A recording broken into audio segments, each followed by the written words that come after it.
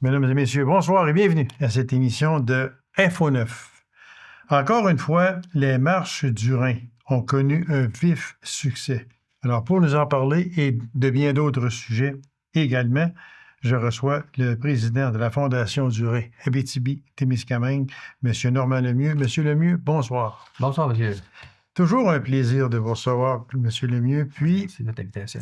Aussi, il faut dire que c'est une cause qui nous tient à cœur. Moi, même dans ma famille, j'ai appris dernièrement que j'avais une personne qui était en dialyse. Une personne pas trop âgée, en plus de ça. Fait que ça m'a donné aussi un coup, tu sais, parce que... Mais il faut dire une chose, et vous allez être d'accord avec moi, ça arrive à n'importe quel âge. Il n'y a pas d'âge. Il n'y a pas d'âge. C'est sûr qu'au début, c'était tard dans l'âge pour avoir une dialyse. Mais maintenant, là, tu as des gens de 25-30 ans, des enfants sont en dialyse aussi à des endroits. Là. Donc, des enfants en dialyse. Oui, des enfants en dialyse. Quand tu es né avec un problème rénal, bien souvent, ça va déclencher des complications qui font en sorte que pour survivre, tu n'as pas le choix. C'est la dialyse en attendant une greffe de rein. Les greffes, on va en parler aussi tantôt parce que c'est tellement important. On ne peut pas assez le dire que c'est important. Moi, j'aimerais ça qu'on débute, si vous me permettez, M. Lemieux, avec les marches du Rhin. Bon, les marches du Rhin, ça se fait toujours à l'automne. Ils viennent de se terminer il n'y a pas tellement longtemps. Puis quand on regarde les chiffres, c'est encore un autre grand succès. Absolument. Avec la pour à toute population qu'on a en Abitibi-Témiscamingue, on peut être fier de ce qu'on a ramassé parce que, je vous dirais, à la SAC, le 6 septembre dernier, on a ramassé, sur un objectif de 20 000, on a ramassé 31 758 $. Donc, c'est la participation de plusieurs marcheurs qui viennent et ça s'est fait à la salle Saint-André parce que c'est une journée pluvieuse, malheureusement, mais ça n'a pas empêché d'avoir l'objectif qui était dépassé là, de 31 700. Puis la fin de semaine d'après, c'était à Rouyn-Noranda. À Rouyn-Noranda, on est allé le 13 septembre. On a réussi à gagner, pour un budget de 25 000, on a ramassé 26 675 $ pour la ville de Rouyn-Noranda. Et Val-d'Or, on l'a fait le 7 septembre, un objectif de 30 000, mais on a ramassé 45 547. À Amos, moi, j'ai un événementiel qu'on fait pour la MRC Abitibi. Okay. Actuellement, j'ai 3 575 de ramassés. Ce qui nous fait un total régionalement de 107 555 $ pour la Fondation. C'est vraiment extraordinaire. Donc, c'est épatant de voir les gens, l'implication. Oui, exactement. Puis moi, je tiens à le souligner puis à remercier les gens de l'Abitibi-Témiscamingue. C'est une belle fondation et elle a besoin de sous. D'ailleurs, chaque organisation a besoin de sous, c'est sûr. Mais ce qui reste un fait pareil, c'est que qu'est-ce qui fait que cette fondation-là, les gens participent? Parce que on n'en entend pas beaucoup parler, malheureusement. Moi, j'aime ça en parler parce que je suis sensible à cette fondation-là, beaucoup.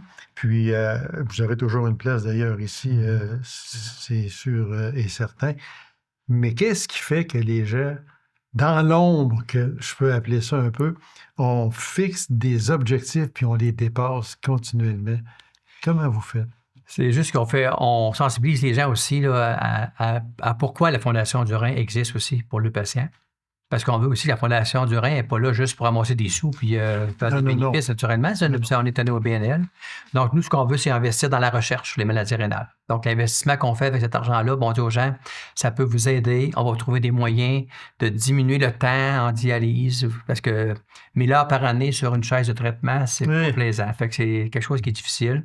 Puis ça touche beaucoup le cœur des gens de voir la sensibilité. Quand nos gens viennent à la marche, souvent, c'est des gens qui sont en dialyse ou qui sont en attente de greffe, ou qui sont en problème rénal avancé, donc qui ont tout le temps la crainte de partir en dialyse. Fait que ça touche beaucoup. Puis c'est 1 personne sur 13 au Québec qui est atteinte d'une maladie rénale. Eh mon Dieu. Donc, quelque part dans notre famille, il y a quelqu'un qui, comme vous dites tantôt, quelqu'un qui va apparaître, qui va avoir une insuffisance rénale qui va développer chez lui. Donc, c'est pour ça que la Fondation est là. Et on a des services essentiels aussi qu'on a parce on donne des guides aux patients. Donc, les patients peuvent être guidés par des nouveaux livres dès qu'ils apprennent qu'ils ont une maladie rénale, qui sont suivis par un néphrologue.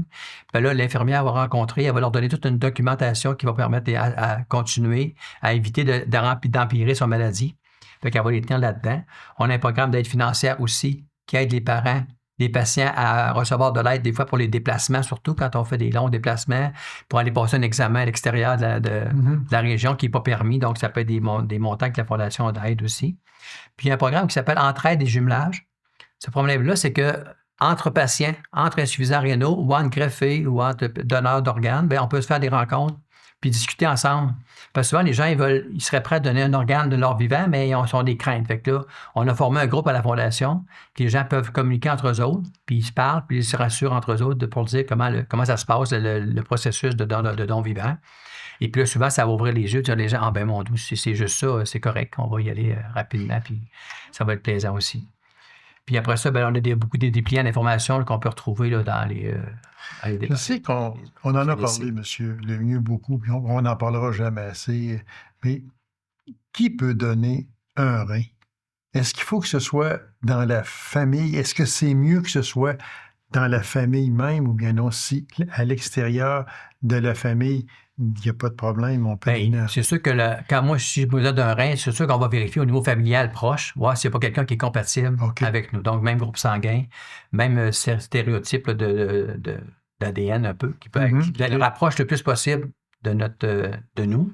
Sinon, on peut aller avec un don croisé. Ça veut dire qu'un don croisé, ça veut dire que moi, je ne peux pas donner ou je ne peux pas recevoir parce que les personnes ne sont pas capables de me le donner parce qu'ils ne sont pas compatibles. Mais peut-être que quelqu'un d'autre, dans une autre région, que lui attend un rein aussi, mais lui est compatible avec cette personne-là. Oh, OK. Puis peut-être que dans la famille de cette personne-là, lui aussi, ça ne marche pas, fait que lui, il pourrait peut-être donner à l'autre. Fait qu'on fait des croisements comme ça. OK. Et c'est arrivé à Val-d'Or, justement, là, notre coprésidente de la marche de Val-d'Or, c'est une dame qui est arrivée comme ça. Ça a fait comme 12 croisements avant qu'on puisse retrouver, qu'elle puisse donner. Elle a donné son rein, mais ça a fait comme 12 dons d'organes, en fait. 12 reins qui s'est fait en travers le Québec. Oh, mon Dieu. Grâce à ce don vivant-là. Donc, vous voyez que ça avance beaucoup. Puis la Fondation apprend de plus en plus cette façon-là de faire un don vivant. Fait que, on passe des examens, on s'assure que don croisé, c'est quand même rare, probablement. C'est plus rare aussi. C'est plus rare. C'est comme un donneur cadavérique, là, un patient qui décède sur la route, mettons, puis qu'on réussit à faire un don d'organe avec cette personne-là, bien, on va trouver quelqu'un qui est compatible le plus possible avec cette personne. Ce sont des banques? C'est Québec Transplant qui est l'organisme provincial. OK. Donc, nous, si on a un donneur potentiel, bien, il va être évalué, puis on va vérifier son groupe sanguin, c'est tous ces HLA, HMB, tous ceux qui comportent la formation. Monsieur Lemieux, je sais qu'on a touché à quelques points de vue que j'avais ici, mais on va revenir, si vous me permettez. Bon, le service aux patients par la Fondation. Oui, ce service-là, c'est un service qui est offert pour aider les patients, comme je vous disais tantôt, tu as besoin d'un appareil à pression. On a besoin d'un appareil qui fait en sorte que j'ai une hémodialyse, ça me prend des tubulus, ça me prend des petites balances pour peser. Toutes des petites choses qu'on doit se payer nous-mêmes parce que c'est pas toujours déboursé par les assurances. Okay. Donc, ils peuvent venir nous faire une demande à la Fondation. Puis, c'est sûr que les infirmières de dialyse sont très au courant de tout ça. Donc, c'est souvent eux autres qui peuvent dire, on peut demander à la Fondation qui nous aide à avoir les montants d'argent. Et c'est à ça que servent les fonds amassés durant la marche du rein. Oui, parce qu'il y a 60% de ces argents-là, c'est pour le service aux patients. Ah, OK. Puis on n'a pas un budget fermé à la Fondation, à la Division du Québec. Il n'y a pas de budget fermé pour dire on donne 50 000 par année puis c'est fini. Il n'y a pas de budget. Fait que on donne, tant que les demandes rentrent, c'est payé, on les paye tout le temps. Est-ce que le gouvernement a des subventions pour la Fondation du rein, disons? Bon. Est-ce que le gouvernement aide monétairement à la Fondation? Non. Du tout? Non. Parce que la Fondation, c'est un organisme à but non lucratif, donc c'est une fondation qui s'est levée parce que les besoins étaient là. Puis les besoins sont là parce que, justement, le gouvernement ne peut pas tout pallier à tout ça. Fait que chaque fondation qui existe au Québec, bien, c'est grâce à des gens qui ont parti une fondation, justement, pour aider les gens qui ont atteint la maladie comme telle. Si tu n'as pas d'assurance privée ou des choses comme ça qui peuvent te payer tes choses-là, bien, là, souvent, ces gens-là, bien, ils se retrouvent très... Je ne veux pas tourner le fer dans la plaie, mais c'est qu'avec tout l'argent que les gouvernements, je vais employer un mot que je n'aime pas, gaspillent, entre parenthèses, On va arrêter là. OK? Oui, oui, On va arrêter là parce que vous savez exactement où je vais m'en aller. Oui, oui. Exactement. Ben, on a aussi des services complémentaires à la Fondation, comme les bourses d'études qu'on donne aussi à des étudiants. OK. On a aussi des camps de vacances pour enfants dialysés qui existent aussi au Québec. Donc, si on a un enfant qui est en dialyse, il peut aller passer une semaine dans un camp de vacances. La Fondation du Rhin, elle a souvent, c'est des médecins spécialistes qui paient, qui donnent un montant, qui font un don. C'est ça. Avec cet argent-là, on peut aller dans un camp ou ça peut être un autre organisme qui fait des dons. Ensuite, on a un service de tutorat aussi qui existe à la Fondation. Donc, une personne qui est un adolescent ou un jeune qui a 10-12 ans qui va à l'école, qui a des difficultés parce qu'il doit aller en dialyse. Des fois, il y a des retards. Fait qu'on a du tutorat qui est donné aussi à ces enfants-là pour pouvoir poursuivre leur étude, pour pouvoir finaliser les années scolaires. Donc, c'est beaucoup. C'est beaucoup. Puis, ceux qui ne connaissent pas la Fondation du Rhin, bien, regardez, informez-vous. Puis, si vous avez des sous à donner, bien, ne vous gênez pas. Parce qu'il est encore temps de donner. On a jusqu'au 31 décembre cette année, si on veut. On va sur le site de la Marche du Rhin. OK. Marche du Rhin 2025. Puis, vous allez sur le site, là, pour les gens de la Sarre, vous cliquez sur la ville de la Sarre. Puis, vous avez des noms de personnes qui sont là. Bien, vous cliquez sur un des noms que vous connaissez, puis vous pouvez faire un don directement en ligne. OK. Puis dans les 5 minutes qui viennent, vous avez un reçu d'impôt qui rentre automatiquement là, par Internet. C'est très facile. Voilà. Si on parlait de statistiques dons d'organes en 2024. Oui, c'est tout ce qu'on a parce que là, c'est 2025. On va les avoir juste en février 2026. On a toujours un an de retard. Mm-hmm. Mais les statistiques sont bonnes parce qu'on a 856 personnes en attente actuellement au Québec pour un don d'organes. 644 personnes. 856 personnes. Il y avait ça au 31 décembre là, de 2024. Beaucoup. Puis là-dessus, je vous dirais qu'il y a 644 personnes qui ont été transplantées, malgré tout, sur 206 donneurs d'organes.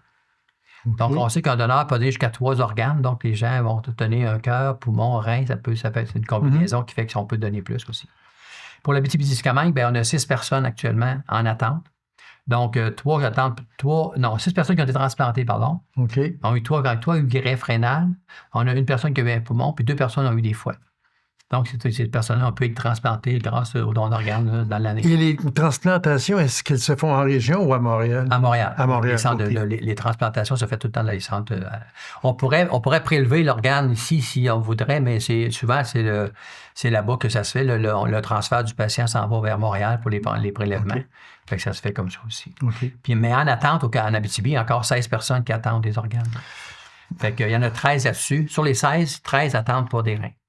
C'est beaucoup. Donc, c'est quand même beaucoup parce qu'on a, je vous dirais, c'est 86 ou 92 patients en traitement de dialyse actuellement, donc régionalement. Eh mon Dieu. Fait que c'est des gens qui, tous les semaines, ils répètent leur traitement tout le temps. Fait que, on a nos 400 de dialyse qui fonctionnent encore à plein régime. À plein régime. Monsieur Lemay, il reste à peine 2 minutes. J'aimerais juste qu'on parle de bénévoles. Il va rechercher des bénévoles, puis ça, mais c'est plus difficile un peu. Bien, c'est difficile parce que souvent, les gens, il faut qu'ils soient atteints de la maladie pour venir embarquer dans un organisme. Mais par contre, il y a des gens qui ne sont pas ça du tout. Ils disent, moi, je serais prêt à aider quelqu'un, je veux faire ma part. Ça pourrait être pour une activité. Seulement que pour la marche, dans le fond, on a besoin peut-être d'une dizaine de bénévoles pour la journée de la marche. Bien, on peut être bénévole pour cette journée-là. Okay. Mais on a une section aussi régionale. Donc, moi, je suis président régional, mais on a des gens à Val-d'Or, Rouen, La Sarre, puis qui font partie de ce comité-là restreint. Fait que c'est nous qui faisons l'organisation là, de préparer s'assurer qu'il va y avoir des marches partout, qu'on a un coordonnateur régional aussi, M. Aimé Pengui, qui était nommé coordonnateur philanthropique pour la région. OK. Mais il faut aller chercher des fonds dans les organismes, dans les compagnies. Donc, il faut faire des levées de fonds comme ça, puis être proactif aussi dans tout ça. Fait que, les bénévoles, c'est important, puis oui, on n'a jamais assez de bénévoles. Ceux qui veulent se joindre à la Fondation, bien, vous êtes bienvenus. Monsieur Lemieux, c'est toujours un plaisir de vous recevoir. Merci beaucoup. Continuez avec votre excellent travail avec votre équipe parce que les gens ont besoin de la Fondation. Effectivement, ça prend une belle équipe, puis actuellement, on est bien gâtés. Avec un président de même, c'est sûr. Je vous remercie beaucoup, monsieur Lemieux. Alors, mesdames et messieurs, courte pause, on revient immédiatement après. Restez avec nous.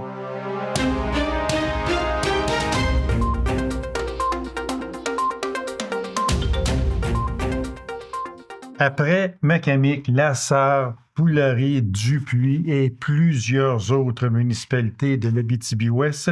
C'est au tour de Palmarol de fêter son 100e anniversaire en 2026. Alors, pour nous en parler, je reçois M. Daniel Morin. Monsieur Daniel, bonsoir. Bonsoir. Monsieur Daniel, bon, comme je le disais en intro, on sait que depuis 2000, ça a commencé avec Amos, si je me souviens bien, 2015-2016 environ. Les autres ont suivi. Il y en a eu beaucoup. Mm-hmm. C'est au tour de Palmarol de fêter son 100e anniversaire. Oui. Le comité organisateur du 100e dévoilait la programmation officielle des fêtes de ce 100e anniversaire le 14 de juin dernier. C'est une grosse programmation, beaucoup d'activités. Il y a quand même beaucoup d'activités qui sont déjà à l'horaire. Il y a des activités également que je vais vous parler qui vont être durant la fin de semaine, qui vont être annexées à cet horaire-là, mais qu'on ne sait pas encore au juste quand, bien juste, seront les activités. Mais ce sera dans le cadre du 100e. Oui. Toujours. Oui. Parce que la programmation, c'est sûr, elle est faite actuellement, mais comme vous dites, vous pouvez en parler aussi. On va aller un petit peu plus à l'intérieur dans la programmation, un peu plus et dans le détail. Ça s'étend sur une période donnée ou bien non, si ça va être au cours de l'année 2026, comme à La Sarre, entre autres, à Macamic, et on a mis un an d'activité un peu à gauche, à droite. Pour répondre à ta question, Gabi, dans le fond, c'est qu'il y a 4 jours qui sont arrêtés. Donc, 30, 31 juillet, 1er et 2 août. Okay. À travers ça, c'est sûr que là, on est en train de travailler, bien sûr, un lancement officiel pour lancer les festivités. Donc, c'est sûr qu'il va y avoir comme des petites choses qui vont se faire au cours de l'année, je suis certain. Mais on ne veut pas trop en parler non plus parce qu'on veut garder des surprises à la population. OK. Voilà. Fait que c'est à moi à les gruger. Oui, c'est ça. On va t'en parler. Je respecte ça. Je ne rien que soyez pas inquiète parce que, non, c'est sûr qu'il y a des choses qui sont dévoilables, d'autres un petit peu plus tard durant l'année. Oui. D'ailleurs, on va vous réinviter parce qu'il n'y aura pas seulement qu'une seule activité. Là. Il va quand même avoir plusieurs activités, toujours dans le cadre du 100e anniversaire. Il y a des volets au cours de cette période-là. On parle du volet spirituel qui est au cœur des célébrations. Bien, d'une certaine façon, c'est qu'on fête, bien sûr, la paroisse et non pas la municipalité. Donc, et voilà. Donc, c'est sûr que Notre-Dame de la Merci va prendre beaucoup de place à travers tout ça. Il y a un volet spirituel, effectivement, qui est chapeauté par Mme Sharon Hogan. Donc, et une équipe vraiment en feu. Ils sont vraiment très dynamiques et ils veulent beaucoup pour que les festivités soient bien représentées. Oui, Et bien sûr, ça va débuter avec un pique-nique familial à la petite chapelle de Palmarol. Donc, il y a un grand site où ça va être, il va y avoir des jeux, de l'animation. Les gens vont être appelés à apporter soit un pique-nique. On est en train d'organiser également même des boîtes, ce qu'on appelle des boîtes à lunch, mais vraiment une activité qui va être vraiment familiale et ça va être vraiment plaisant, cette activité-là. Ça va débuter, dans le fond, les festivités. Je crois qu'au cours de ce 100e anniversaire, ce que l'on appelle la petite chapelle va être à l'honneur, j'en suis persuadé. Elle est tellement belle. Bien sûr, ça fait partie de la vie des Palmarodoises. Donc, nécessairement qu'elle va prendre beaucoup de place à l'intérieur des festivités. Juste une question comme ça, M. Morin. On sait que l'abbé Drouin a été longtemps dans la paroisse. Est-ce qu'il va y avoir un entrefilet? Est-ce qu'on va d'en parler? Bien sûr. Parce que moi, je dis juste en passant, il va y avoir... C'est une fierté parce que c'est mon oncle. Oui. C'est mon oncle aussi. Effectivement. Arthur, il ne faut pas passer à côté. Mon oncle Donc, Arthur, durant les festivités, à l'église même, ça va devenir le centre d'accueil des visiteurs. Et il y aura une exposition, une présentation vidéo où, à l'intérieur de ce vidéo-là, on va pouvoir voir différents moments qui ont été marquants marquant pour la municipalité. Alors, on va voir des images du 75e de Palmarol. On va pouvoir voir également le 40e anniversaire de vie sacerdotale de Arthur Drouin. Donc, des archives qui ont été gardées par M. Marcel Paradis. Un petit bijou, vraiment. Important, ça. C'est tellement important. Oui. Puis, il y a aussi La Petite Séduction qui a été aussi marquant dans les années 2000 où on a reçu Maï Paiement. Donc, des gens qui n'ont peut-être pas vu cette émission-là, ben, en tout cas, il va y avoir plein de choses là, qui vont se passer à l'intérieur de l'Église. Fait que ça, ce n'est toutes ces activités-là, ce ne sera pas durant la fin de semaine du 30, 31, 1er et 2 août. Comme vous le disiez, ça va se répartir un peu au cours de l'année. De l'année, mais celle que je viens de vous parler, ça va vraiment être pendant les festivités. Pendant les festivités. Oui. Parce que c'est sûr que l'abbé Arthur, mais là, comme je le disais tantôt, moi, je le vends avec raison, mais c'est mon oncle, comme je disais. Fait que, Arthur, quand on en parle, là, avec sa corpulence. Oui, c'était un homme qui était, puis il était très de son temps. Je trouve que c'est un homme aussi qui a marqué l'histoire de Palmarol par son ouverture aux gens. Ça, par exemple, c'est vrai. Le presbytère était toujours ouvert pour la population. Alors, oui, c'est un grand homme. Il lui rend hommage également, je vous en félicite également. Messe commémorative.